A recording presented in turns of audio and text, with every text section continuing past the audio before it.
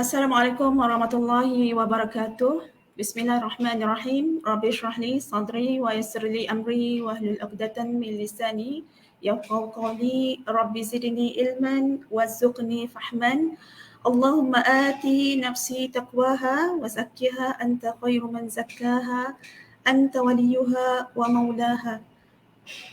Okey, apa khabar semua? Selamat malam.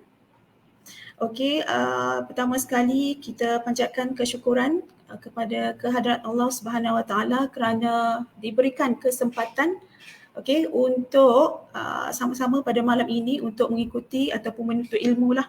Okey, saling memberi peringatan, saling berpesan-pesan dengan kebenaran.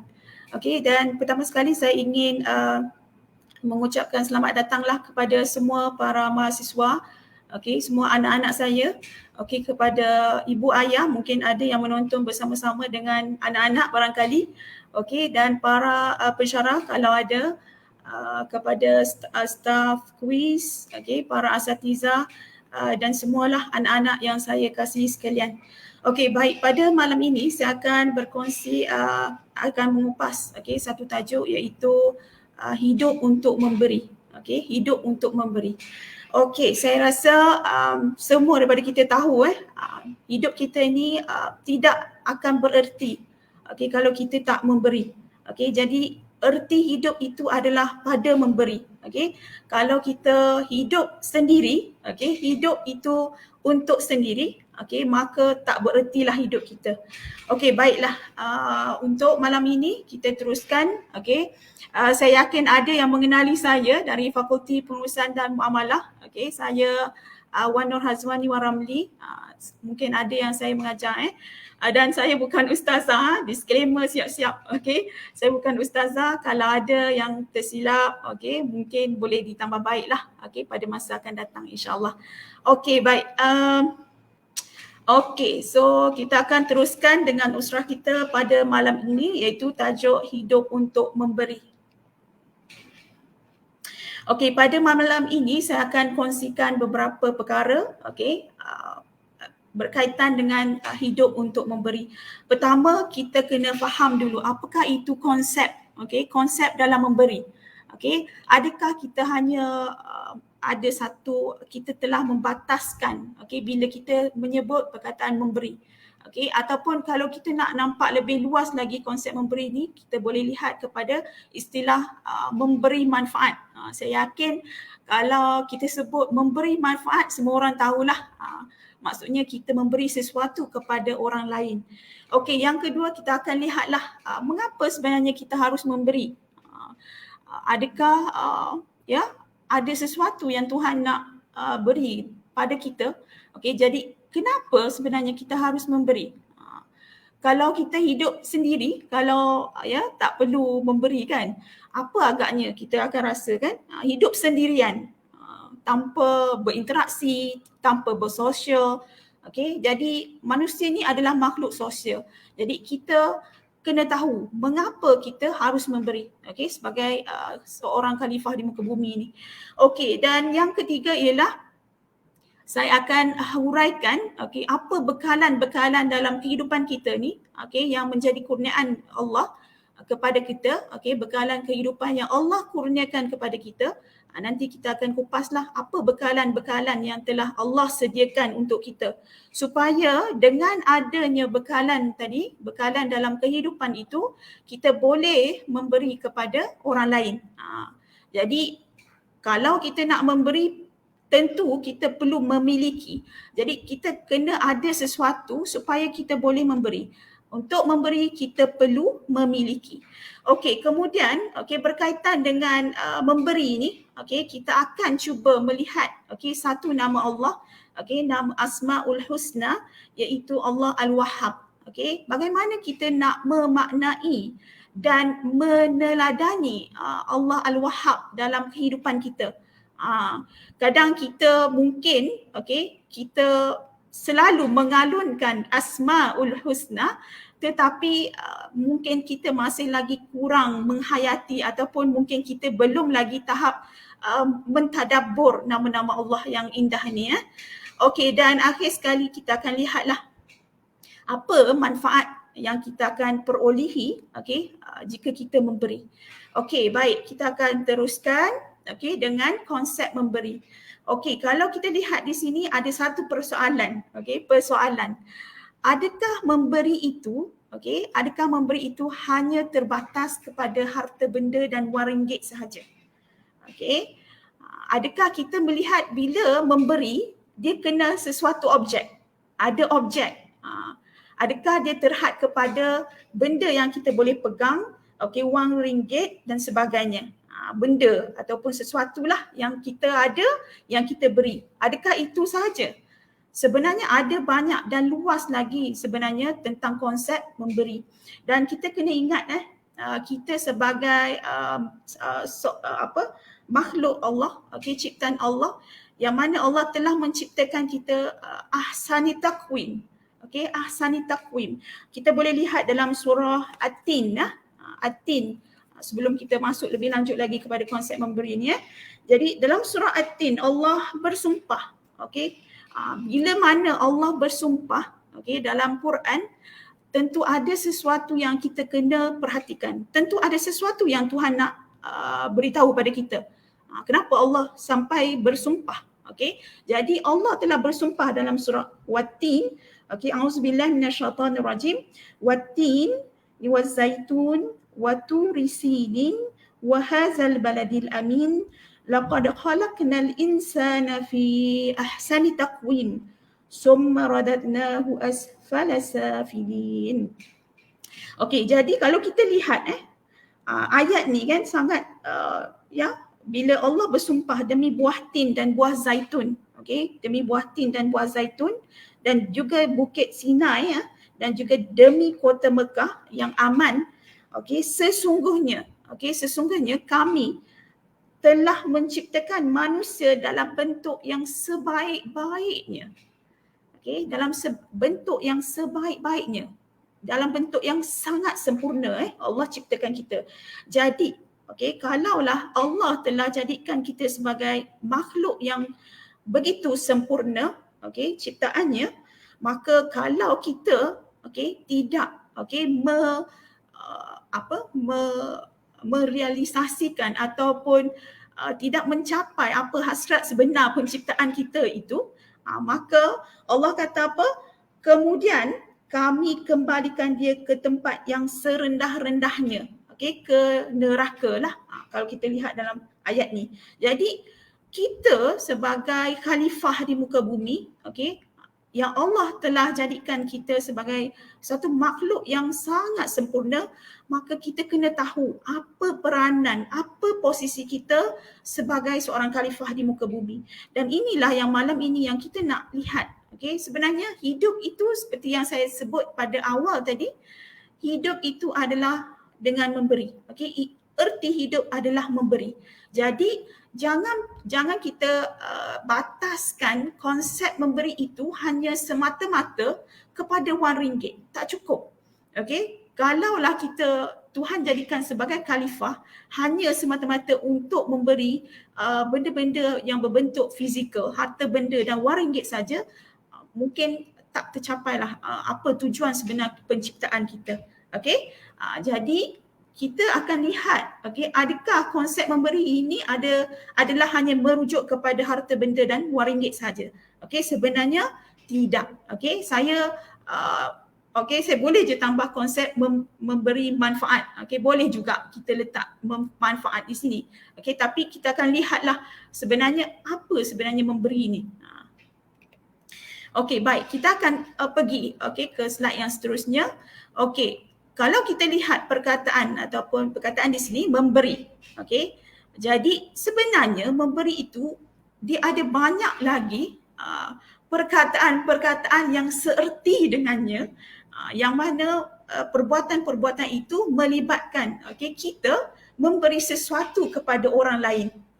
Sebab itulah saya kata jangan kita bataskan bila kita memberi itu hanya merujuk kepada harta benda dan wang ringgit ataupun benda yang kita boleh peganglah fizikal. Sebenarnya banyak lagi dan luas lagi aspek memberi di sini. Jadi kalau kita lihat di sini contohnya, Okey, yang pertama kita lihat menyampaikan. Okey, bila kita menyampaikan tentu sekali ada maklumat ataupun ilmu. Yang lebih lagi kita nak adalah ilmu lah.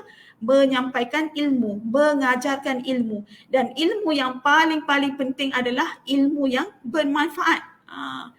Jadi ya, jangan kita sempitkan makna memberi. Okey, ada lagi istilah ataupun perkataan lain yang kita boleh lihat di sini, menyebarkan. Menyebarkan ini pun juga adalah suatu tindakan ataupun perbuatan kita memberi sebenarnya. Okey, bila kita sebarkan sesuatu maklumat ataupun ilmu pengetahuan ataupun ilmu yang bermanfaat, di situ kita sebenarnya telah memberi. Okey, jadi cuba luaskan. Okey, cuba luaskan konsep memberi. Okey, seterusnya kita lihat membayar. Yang ni baru kita nampaklah menggunakan harta benda, wang ringgit. Okey, menyumbang. Menyumbang ni kita boleh dua bentuk. Menyumbang wang ringgit, harta benda, dan menyumbang ini juga boleh juga dalam bentuk tenaga. Menyumbang dalam bentuk tenaga, kita berikan bantuan, kita berikan pertolongan kepada orang lain. Okey. Kemudian membiayai.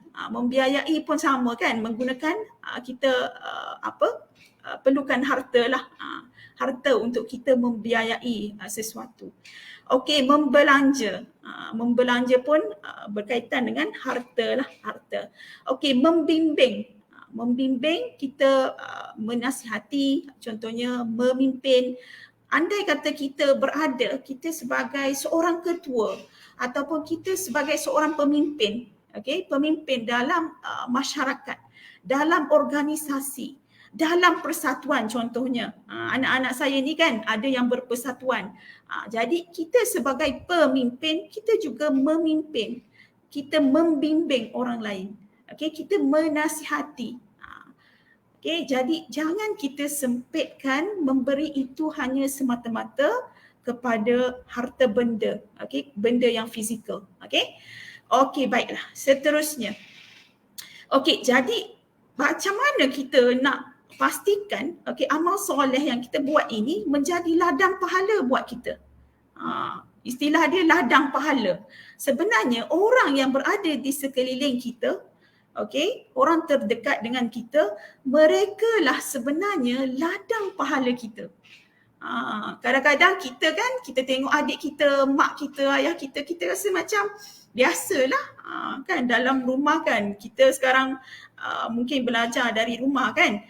Mungkin kita menganggap ibu ayah kita itu adalah orang biasa saja di sekeliling kita yang kita tak boleh dapat pahala amal soleh, kita dapat buat amal soleh daripada mereka, dengan berbakti kepada mereka. Jadi sebenarnya kita, contohnya saya ambil di sini, saya letakkan anak ataupun pelajar sebab saya nak menyampaikan kepada anak-anak saya ni. Jadi anak ataupun pelajar, kita boleh boleh memberi. Kita boleh, kalau kepada ibu ayah, kita akan berbakti lah. Contoh ibu minta tolong dan sebagainya, itu pun adalah bentuk kita berbakti kepada ibu ayah kita lah.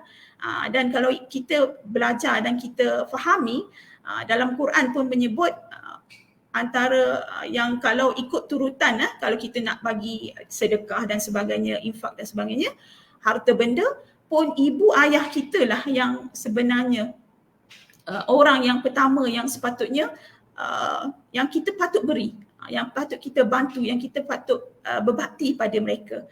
Jadi ibu ayah, adik-beradik kita, kaum kerabat, saudara mara kita. Jadi mereka-mereka ini sebenarnya adalah ladang pahala kita. Andai kata kita berada di kampus contohnya, ataupun ada anak-anak pelajar saya pada malam ini yang mungkin di sekolah di sekolah praktikal dan sebagainya kan. Jadi dia boleh juga berbakti kepada guru dia. Kalau di kampus mungkin ada pensyarah yang kita boleh tolong pensyarah tu. Kita nampak, kita senyum. Senyum pun adalah satu bentuk sedekah memberi. Jadi jangan sempitkan. Pada kawan-kawan, saya nampak pada berdasarkan pemerhatian saya lah kan, kebelakangan ini kita ada satu sikap mementingkan diri Saya tak kata semua, saya tak kata semua anak-anak pelajar saya ni ada sikap mementingkan diri, tapi ada sebilangan kecil lah, sebilangan kecil. Dan ya, kalau di kampus ni cubalah, cubalah orang kata jadikan kawan-kawan kita ni, sahabat andai kita ni sebagai ladang pahala kita. Kalau dia tak faham tentang sesuatu topik dalam pembelajaran, bantulah. Tugasan tak dapat siapkan, tak faham, kita bantu kawan-kawan kita. Itu adalah satu bentuk amal soleh kita yang jadi ladang pahala juga. Kalau jiran contohnya kita berada di rumah yang sedang menonton ataupun mengikuti usrah pada malam ini, mungkin berada di rumah, jiran-jiran kita pun sebenarnya juga boleh menjadi ladang pahala kita. Jadi ya, sebenarnya orang di sekeliling kita, mereka sebenarnya adalah ladang pahala kita. Dan akhir sekali ummah ataupun masyarakat lah. Ni kalau kita pergi ke peringkat yang lebih besar kan, dalam masyarakat kita bersosial, bergotong royong. Mungkin sekarang ini dengan berlakunya pandemik COVID-19, mungkin ada jiran-jiran yang memerlukan bantuan kita kan, nak kena minta hantar barang dan sebagainya, terpaksa kuarantin di rumah dan sebagainya. Jadi kita sebenarnya setiap hari ada sahaja pahala amal soleh yang kita boleh buat sebenarnya. Jangan kata tak adalah yang saya boleh buat. Sebenarnya ada. Mungkin kita membataskan konsep memberi itu hanya semata-mata kalau kita bagi duit pada ibu ayah kita. Kalau kita jaga ibu ayah kita, itu ada satu bentuk kita berbakti ataupun kita memberilah tenaga kita, menyumbangkan tenaga kita, masa kita kepada mereka. Jadi jangan bataskan, jangan bataskan makna memberi itu semata-mata hanya harta benda dan juga wang ringgit. Seterusnya kita masuk kepada perkara yang seterusnya, iaitu mengapa kita harus memberi. Ini pun persoalan yang penting yang kita kena tanya. Kenapa saya harus memberi? Kenapa? Kita lihat di sini yang pertama. Kalau kita lihat diri kita hari ini, kalau kita tengok diri kita pada hari ini, mungkin hari ini saja bermula dari pagi tadi, Allah beri kesempatan lagi nyawa untuk bernafas, masih hidup lagi, ada lagi dibekalkan dengan oksigen, masih hidup lagi. Kemudian dah bangun, ada pergi ke dapur, ada makanan, betul tak? Kemudian pergi ke ruang tamu, boleh menonton televisyen, nikmat mata yang Tuhan bagi, boleh mendengar. Jadi kita kena bersyukur. Jadi kenapa kita harus memberi? Kerana itu adalah tujuannya adalah supaya kita bersyukur dengan nikmat kurniaan Allah kepada kita. Kalau contoh kan, kadang-kadang kita memberi kan, kita bagi sesuatu, kalau orang tak cakap terima kasih pun, kalau orang tak cakap terima kasih pun, kita macam ucaplah terima kasih, susah sangat ke nak cakap terima kasih? Itu pun kita dah berkira dengan manusia. Kita dah berkira dengan manusia. Tapi dengan Allah macam mana? Dengan Allah macam mana sikap kita? Jadi ia adalah satu bentuk kita mensyukuri, mensyukuri nikmat ataupun kurniaan yang Allah telah berikan kepada kita. Yang kedua ialah kenapa kita harus memberi? Memberi ni kenapa? Tujuan yang kedua ialah ia adalah bertujuan untuk mengukuhkan tauhid kita kepada Allah. Mengukuhkan tauhid kita kepada Allah, mengukuhkan keimanan kita kepada Allah. Kalau siapa yang tak faham tauhid tu apa kan? Mengukuhkan keimanan kita kepada Allah. Kerana kerja memberi ini adalah satu bentuk kerja iman. Kerja iman. Kalau dia tak ada iman, dia tak boleh buat. Mungkin dia tahu Tapi kalau iman dia tu tak ada, okey, jadi amal soleh tu nak berlaku payah. Okey, kena ada iman tu. Okey, iman tu. Dan iman ni macam contoh sedekah kan, sedekah. Kenapa kadang-kadang orang susah nak memberi sedekah? Dia macam berkira-kira kan. Kenapa kenapa saya kena bagi? Ni duit saya kan. Macam tu. Sebenarnya kalau kita lihat kepada kata dasar dia, saya bukan pensyarah bahasa Arab tapi saya belajarlah sikit-sikit kan. Sadiq, sadaqah, sadaqah kan, sad dal qaf, sidik. Kalau kita nak tahu benar ataupun tak benar keimanan kita, tengok sejauh mana kita memberi sedekah. Sebab dia punya kata dasar dia, sidik dengan sedekah sama kata dasar dia.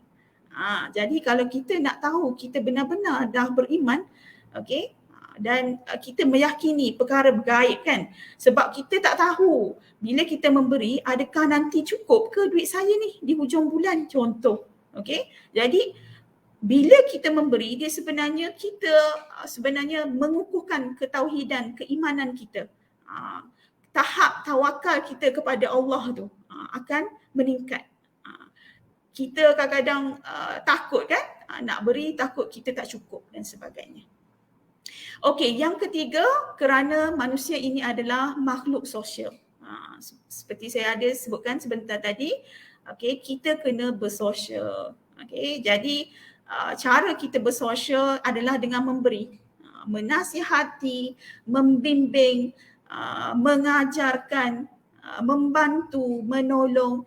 Jadi ya, dalam kehidupan kita setiap hari kita sentiasa bersosial, maksudnya kita sentiasa berinteraksi dengan manusia lain.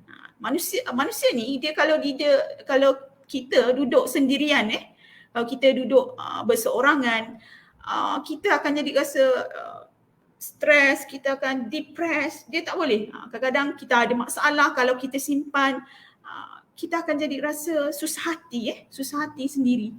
Jadi kadang-kadang ada benda yang kita kena bercakap lah, kita kena bagi tahu pada orang lain supaya kita boleh bersosial, berinteraksi, barulah kita rasa ada kehidupan. Okey, ada kehidupan tu. Kalau tak kalau tak kita akan rasa sunyi. Kemudian datang fikiran-fikiran, datanglah bisikan-bisikan hati yang bukan-bukan, yang negatif, dan akhirnya kita jadi susah hati dan sebagainya. Jadi kena memberi sebab manusia ini adalah makhluk sosial. Kita sentiasa berinteraksi, saling membantu, saling memberi, saling menasihati. Watawasau bil haq, watawasau bis sabr. Okey, sentiasa berpesan-pesan dengan kebenaran, sentiasa berpesan-pesan dengan kesabaran.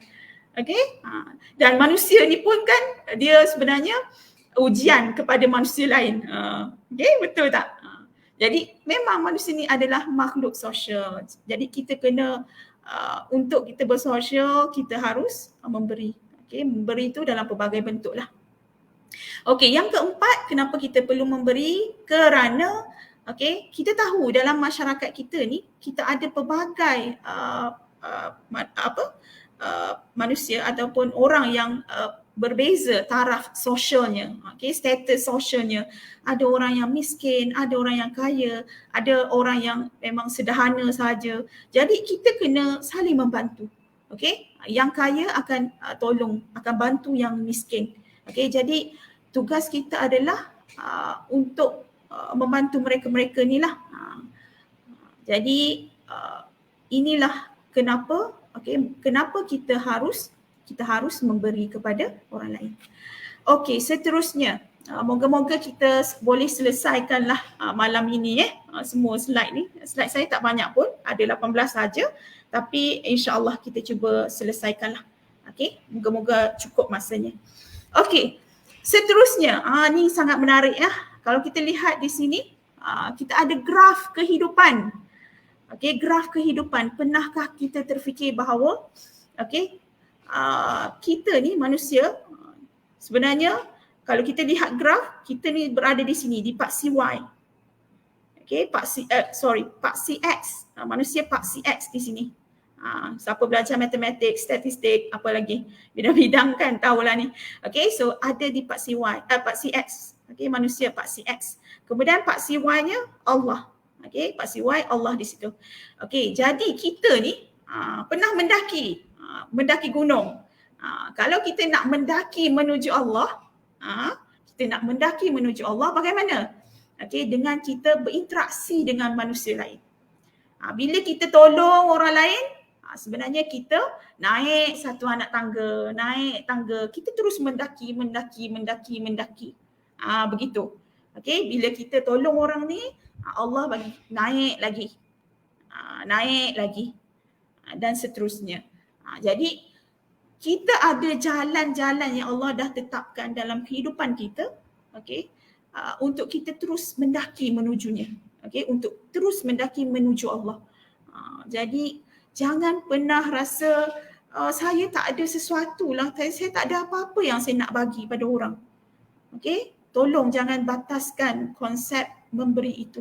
Okay, jadi kalau kita lihat ayat Quran, okay, ini saya ambil daripada surah Al-Qasas. Okay, siapa yang ada Al-Quran bersama-sama dan terjemahannya, okay, kita lihat dulu ayat ni.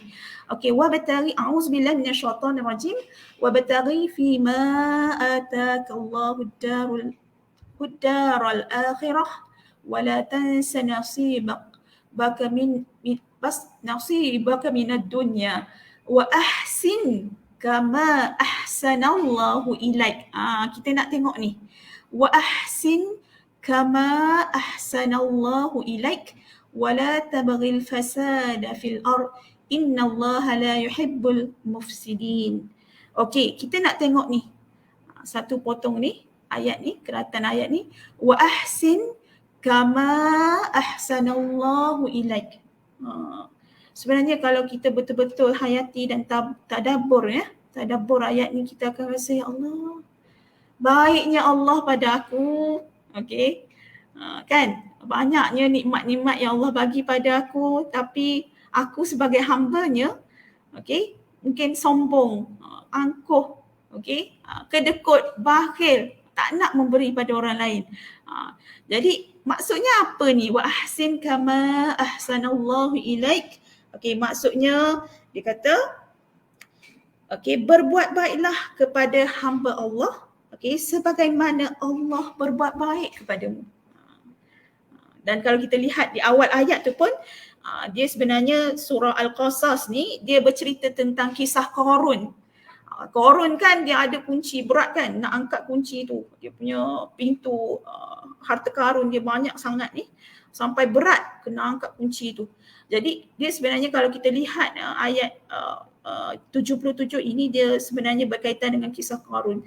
Dan Allah berfirman bahawa dia kata, dan tuntutlah dengan harta kekayaan yang dikurniakan Allah kepadamu akan pahala dan kebahagiaan hari akhirat, dan janganlah engkau melupakan bahagian keperluan dan juga bekalanmu. Maksudnya kita, Allah dah bagi bekalan ni, harta benda, kekayaan. Okey, dan Allah kata ambillah untuk bahagian kita, untuk kehidupan kita, dan selebihnya bagilah pada orang lain dan buatlah baik, okey, kepada manusia lain sebagaimana Allah berbuat baik kepada kita. Jadi rasa malulah kalau kita tak boleh meneladani ataupun menghayati kan ayat ni. Betapa baiknya Allah pada kita, dan kita kan tak rasa malu ke? Okey, tak rasa malu ke? Allah baik pada kita, tapi kita kepada makhluk lain, bagaimana sikap kita? Cuba perhatikan bagaimana sikap kita dengan makhluk lain. Jadi untuk mendaki menuju Allah, maka kita kenalah jaga hubungan sesama manusia. Moga-moga kita akan terus mendaki. Sebab mendaki ni, saya guna perkataan mendaki sebab siapa yang panjat gunung dia tahulah, nak mendaki gunung tu makin tinggi makin susah, makin tinggi makin susah, makin tinggi altitude-nya makin kurang oksigennya, jadi makin susah kan. Sebab itulah nak berjihad di jalan Allah tu memang susah sebenarnya. Okey, jalan mendaki itu susah berbanding jalan untuk menurun. Kalau kita turun gunung ke bukit kan, boleh je laju je, boleh berlari kan. Jadi maksudnya di situ kalau nak menuruni memang senang, tapi kalau nak mendaki memang susah. Okey, sangat-sangat susah. Tapi kita kena ingatlah, kita kena berinteraksi, jaga hubungan kita dengan manusia lain. Okey, supaya kita boleh terus mendaki dan akhirnya sampai menuju Allah, menemui Allah. Okey, dengan amal-amal soleh kita dengan manusia lain tadi. Okey, baik. Okey, sebenarnya ada satu lagi ayat Quran yang saya nak sebut di sini. Okey, sebelum kita masuk ke slide ni. Okey, kalau kita lihat dalam surah Al-Isra. Okey, dalam surah Al-Isra ayat 7. Okey, Al-Isra ayat 7. Okey, auzubillahi minasyaitonirrajim. In ahsantum li anfusikum wa in asatum falaha. Apa maksudnya ni?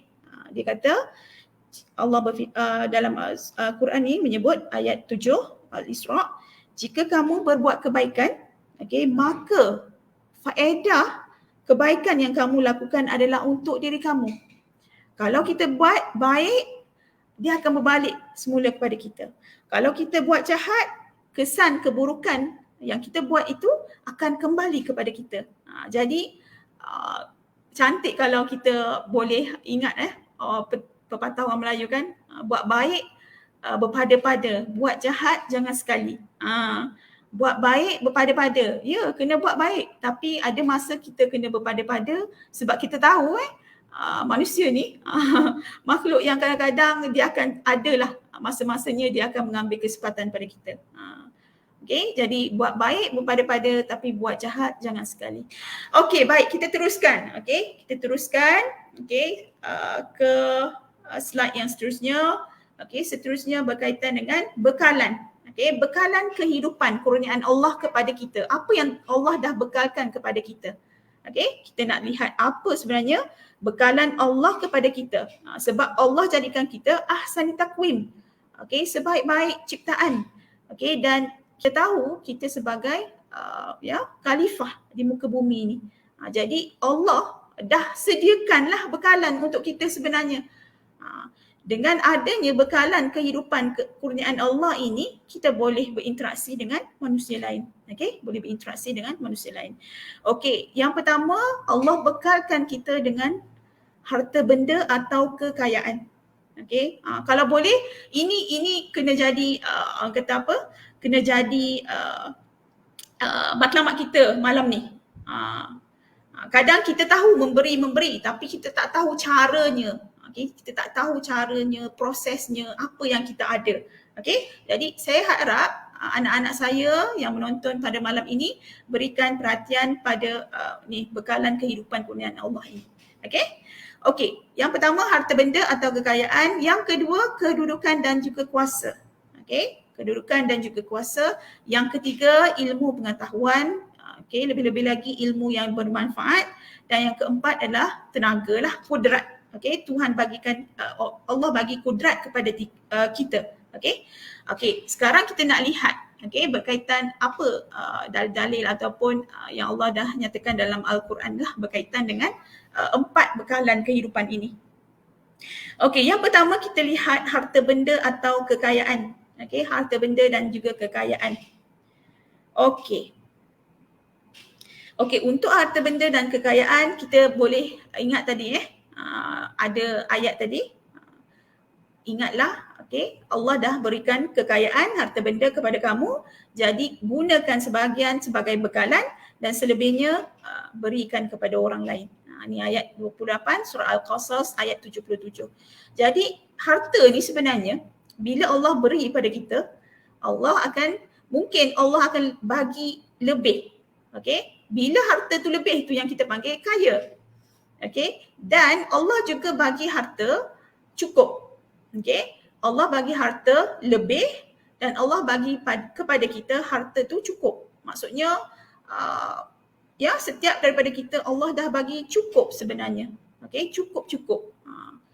Jadi bila kita ada lebihan harta, sebab itulah kita kena tunaikan, kita kena berikan kepada orang lain, kita kena sumbangkan kepada orang lain, kita kena tolong orang lain, kena biaya orang lain. Okey.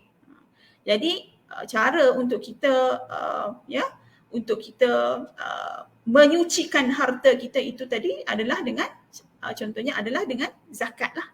Zakat ni, zakah menyucikan, kita sucikan. Okey. Sebab kita tak tahu, mungkin ada rezeki ataupun ada bahagian orang lain dalam harta kita. Jadi kita kena sucikan. Sedekah, okey, sadiq, okey, benar. Okey, nak tahu kita ni dah benar-benar beriman, okey, kita tengok sejauh mana kita bersedekah. Okey, sejauh mana kita bersedekah. Tengok yang paling dekat lah kepada ibu ayah kita. Sebab itu keutamaan kalau kita lihat dalam turutan Allah menyebut bila kita nak bersedekah, kita kena ikut adalah turutan-turutan yang Allah dah sebutkan dalam Al-Quran. Okey, jadi kena infak ke jalan Allah. Okey, kita lihat ayat surah Al-Baqarah ayat 177. Okey, 177. Okey, dalam surah Al-Baqarah ayat 177 ini Allah menyebutkan bahawa sebab tu saya kata jangan sempitkan kepada memberi itu hanya kepada harta semata-mata. Okey, saya akan hanya bacakan terjemahan ayatnya. Okey, bukanlah perkara kebajikan. Okey, bukanlah perkara kebajikan itu hanya kamu menghadapkan muka ke timur dan ke barat. Tetapi kebajikan itu ialah berimannya seseorang kepada Allah dan juga hari akhirat. Kalau kita benar-benar beriman, ada iman tu dalam hati kita, beriman pada Allah, hari akhirat, malaikat, kitab dan sekalian nabi, dan mendermanya seseorang akan hartanya. Menderma seseorang akan hartanya sedang ia menyayanginya. Sayang ni ke harta tapi kita derma juga. Kita sayang ni duit kita banyak. Tapi kita kena berbahagi kepada orang lain. Pertama kepada kaum kerabat, anak-anak yatim, orang-orang miskin, orang-orang yang terlantar dalam perjalanan dan kepada orang-orang yang meminta. Kadang-kadang kita nampak kan ada orang kita di kedai makan ke ada orang meminta. Kita kena bagi. Orang yang meminta dan tak meminta, kena bagi dua-dua. Yang meminta kita nampak kan dia dari segi fizikalnya, tapi ada juga orang yang tak meminta tapi kita tahu dia sebenarnya memang kekurangan dari segi harta benda pun kita kena bagi jugalah. Dua-dua kita kena bagi, yang meminta dan tak meminta. Dan untuk memerdekakan hamba-hamba abdi dan mengerjanya seorang akan sembahyang serta mengeluarkan zakat. Zakat dan perbuatan orang-orang yang menyempurnakan janjinya apabila mereka membuat perjanjian dan ketabahan orang-orang yang sabar masa kesempitan dan dalam kesakitan dan juga dalam masa bertempur dalam perjuangan perang sabil. Jadi orang-orang yang demikian sifatnya, mereka itulah orang-orang yang benar. Orang yang benar-benar beriman dan mengerjakan kebajikan, dan mereka itu jugalah orang-orang yang kita panggil sebagai orang-orang yang bertakwa. Jadi bila Allah bagi kita harta, Allah dah sebut dah ni, kena bagi, buat kebajikan kepada orang lain. Jadi kita kena tunaikan zakat, kena bersedekah, kena infak di jalan Allah. Dan ayat yang seterusnya kita lihat ayat 215. Ayat 215. Kalau kita perhatikan dalam surah Al-Baqarah ayat 215. Kalau ada yang memegang Quran dan terjemahannya. Mereka bertanya kepadamu wahai Muhammad, apakah yang mereka belanjakan? Dan kepada siapakah? Kepada siapakah? Katakanlah, apa jua harta benda yang halal yang kamu belanjakan, maka berikanlah kepada. Ni sekarang Allah sebutkan. Harta yang kita ada ni, kepada siapa yang kita kena bagi? Kalau ikut turutan, pertama kena bagi kepada ibu bapa. Mungkin hari ni kan orang kan kepada orang lain ni bukan main dah. Kawan-kawan belanja kan. Tapi mak ayah kat rumah kedekut, tak nak bagi. Pada mak ayah tak nak bagi. Tapi dengan kawan-kawan langsung tak berkira. Tak boleh tu. Kena berbetulkan kita punya konsep pemahaman tu. Sebab tu kena belajar, kena tahu, ambil tahu benda-benda ni. Dan saya yakin mahasiswa kuis, insya-Allah dengan adanya usra-usra yang sebegini, saya yakin dah banyaklah ustaz-ustaz, ustazah yang dah mengupaslah tentang bersedekah, okey, infak dan sebagainya. Okey, jadi kita sambung ayat 215. Okey, kepada kedua ibu bapa, kaum kerabat, anak-anak yatim, orang-orang miskin dan orang-orang yang terlantar, okey, dalam perjalanan. Dan ingatlah, Allah kata, dan ingatlah, okey, apa jua yang kamu buat dari jenis-jenis kebaikan, maka sesungguhnya Allah sentiasa mengetahuinya dan akan membalas dengan sebaik-baiknya. Okey, sebab tu saya suka sangat ayat ayat surah Al-Isra tadi, in ahsantum ahsantun, kalau kita buat baik, kita dapat baik. Okey, kalau kita buat kejahatan, dapat kejahatan balik. Itulah dunia dunia. Kalau kita buat baik, dapat baik. Itu je sebenarnya konsep yang kita kena faham. Okey, pasti akan ada balasannya. Okey, kalau tak di dunia, di akhirat. Okey, baik. Seterusnya kita lihat yang kedua, bekalan yang kedua. Allah berikan kita kedudukan dan juga kuasa. Okey, Allah guna, maka kedudukan dan kuasa ni kita boleh tengok dalam surah Ali Imran ya. Surah Ali Imran ayat 26. Saya rasa ayat ni kita selalu dengarlah. Auzubillahi minasyaitonirrajim. Bismillahirrahmanirrahim. Qulillahumma malikal mulki tu'til mulka man tasha' wa tanzi'ul mulka mimman tasha' wa tu'izzu man tasha' wa tuzillu man tasha' biyadikal khair innaka ala kulli syai'in qadir. Allah kata apa? Wahai Tuhan yang mempunyai kuasa pemerintahan, engkaulah yang memberi kuasa pemerintahan kepada sesiapa yang engkau kehendaki. Okey, dari sesiapa yang engkau kehendaki, dan engkau juga yang memuliakan sesiapa yang engkau kehendaki. Dan engkaulah yang menghina sesiapa yang engkau kehendaki. Dalam kekuasaan engkau sajalah adanya segala kebaikan. Okey, sesungguhnya engkau maha kuasa atas tiap-tiap sesuatu. Jadi kalau kita adalah pemimpin, okey, besok-besok mungkin ada yang akan bekerja, okey, pastikan kalau kita memegang sesuatu jawatan, kita jadi ketua, kita jadi bos, okey, pastikan kita gunakan kedudukan dan kuasa yang kita ada itu dengan bijaksana. Okey, gunakan kebijaksanaan syurgawi untuk kita mengatur urusan pemerintahan atau pengurusan lah, terutama kalau dalam syarikat, dalam masyarakat contohnya, ataupun yang berpersatuan ni kan, jadi pemimpin kan, kena pandai, kena bijak dalam mengatur pengurusan dan juga kita bagaimana dalam kepimpinan kita tu lah. Okey, yang seterusnya, seterusnya ilmu pengetahuan. Okey, ilmu yang bermanfaat. Okey, dan saya yakin ustaz-ustaz sebelum ni pun banyak kan huraikan tentang kelebihan ilmu. Ilmu yang paling bermanfaat adalah ilmu yang berkait dengan Quran dan Sunnah. Okey, saya tak nak kupas banyak yang ilmu pengetahuan ni. Saya yakin anak-anak saya semua ni faham dan tahu, okey, kepentingan menuntut ilmu, kepentingan ada ilmu kan. Jadi penting untuk kita ajarkan ilmu, walaupun satu ayat sampaikanlah. Okey, kita tahu sikit pun sampaikanlah.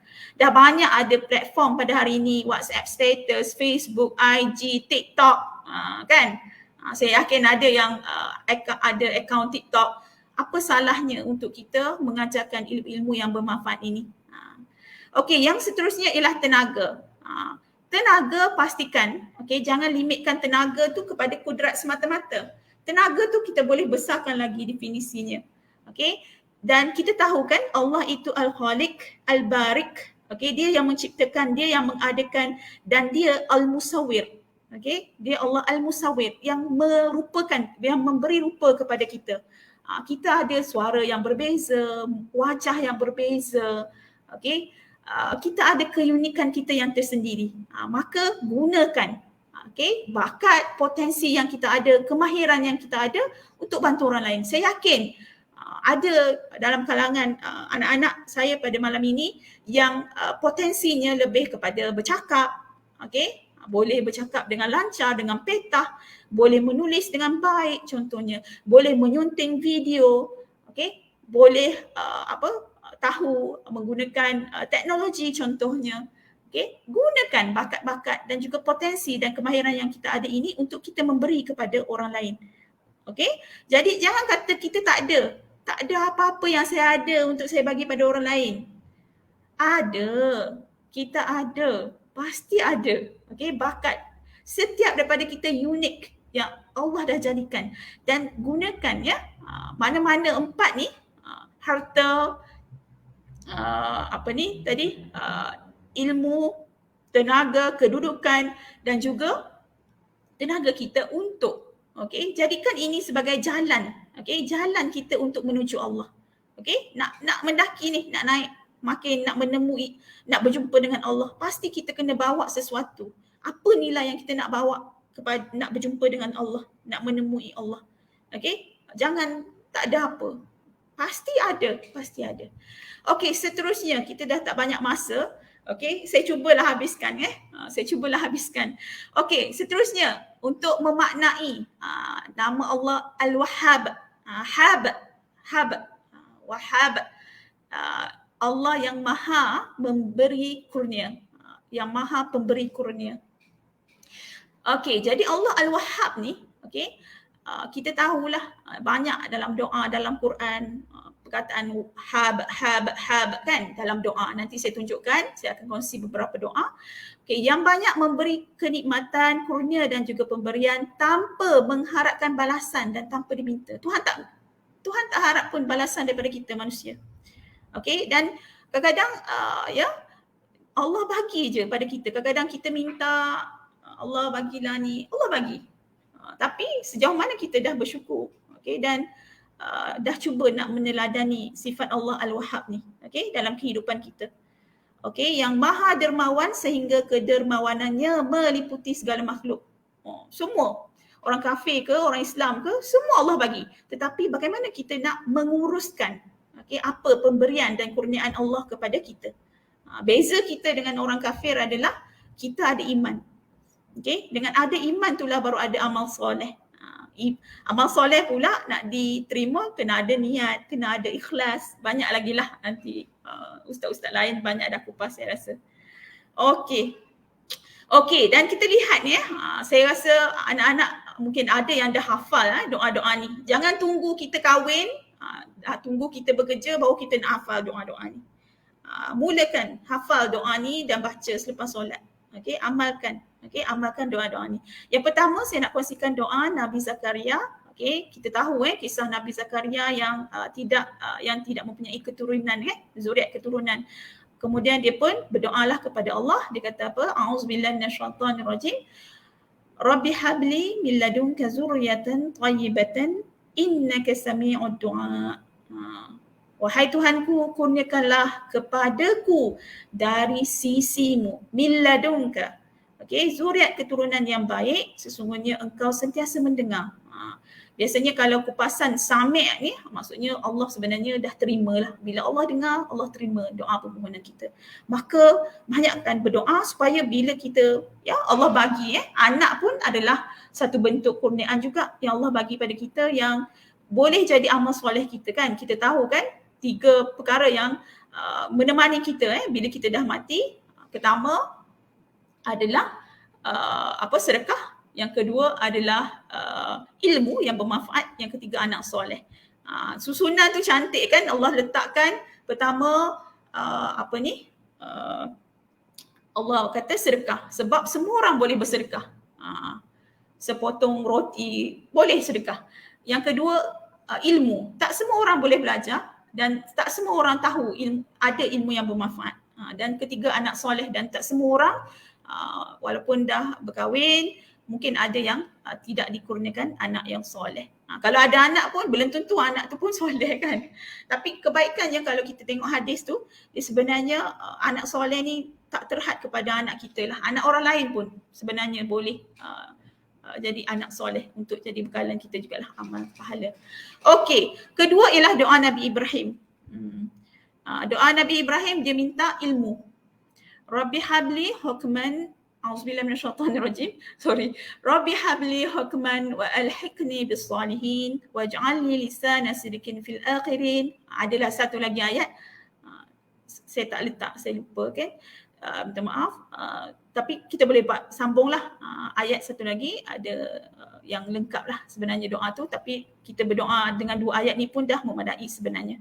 Okey, Rabbi hab, nampak kurnia, maksudnya hadiah lah daripada Allah sebenarnya ilmu ni, hukman ilmu pengetahuan agama lah, hikmah, kan? Okey, yang ketiga adalah doa Nabi Sulaiman.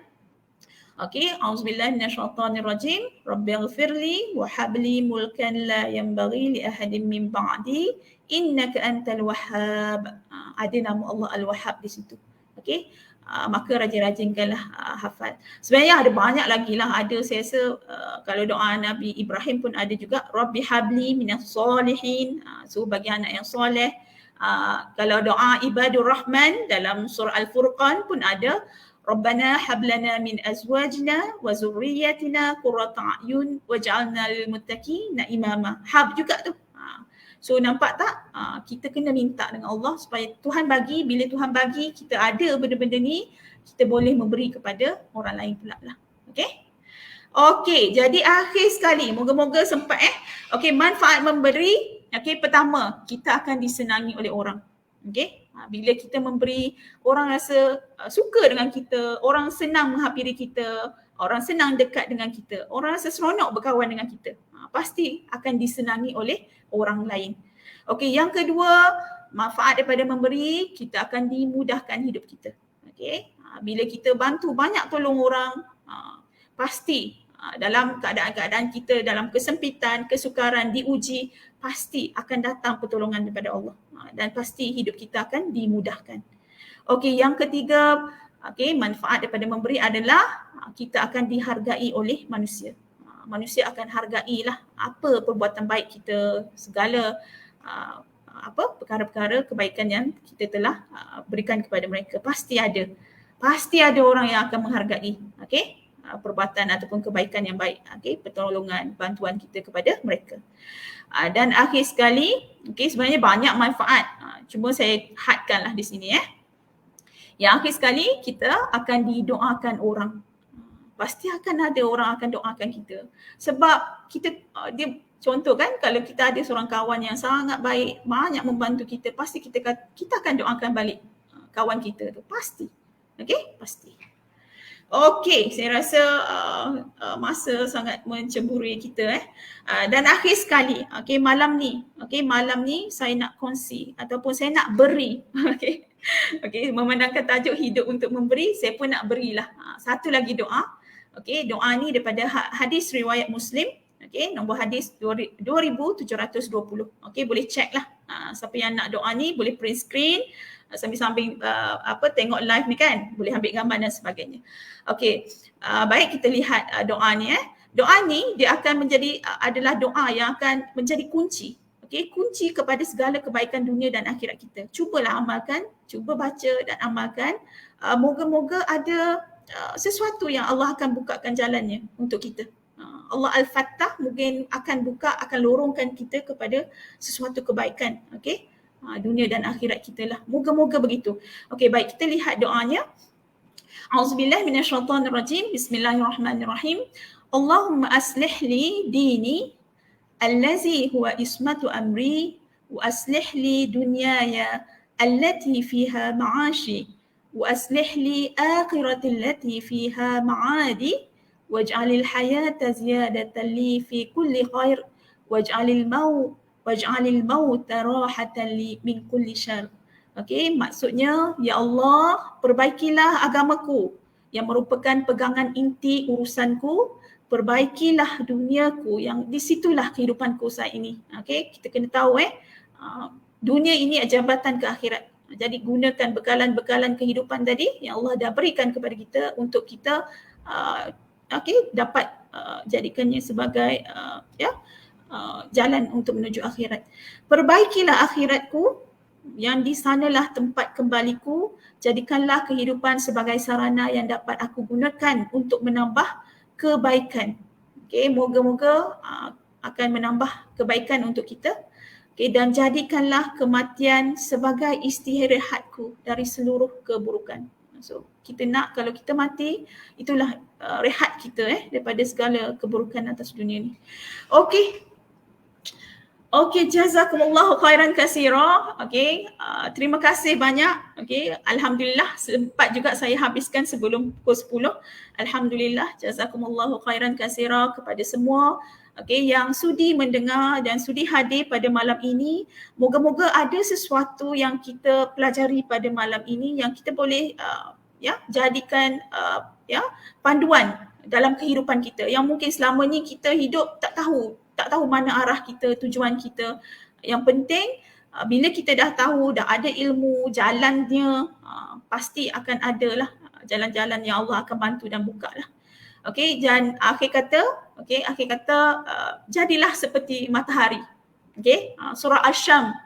Okey, Allah bersumpah dengan matahari kan. Jadi hidup kita ni jadilah seperti matahari yang sentiasa menyinari hidup orang lain. Okey, terang je, menerangi hidup orang lain, menyinari hidup orang lain. Okey, jadi saya rasa itu saja untuk malam ini. Terima kasih banyak. Okey, kita akhiri dengan tasbih kafarah dan suratul As. Subhanakallahumma bihamdika asyhadu an la ilaha illa anta astaghfiruka wa atubu ilaik. Wal 'asr innal insana lafi khusr illa allazina amanu wa 'amilus solihat wa tawasaw bil haqq wa tawasaw bis sabr. Okey, assalamualaikum warahmatullahi wabarakatuh.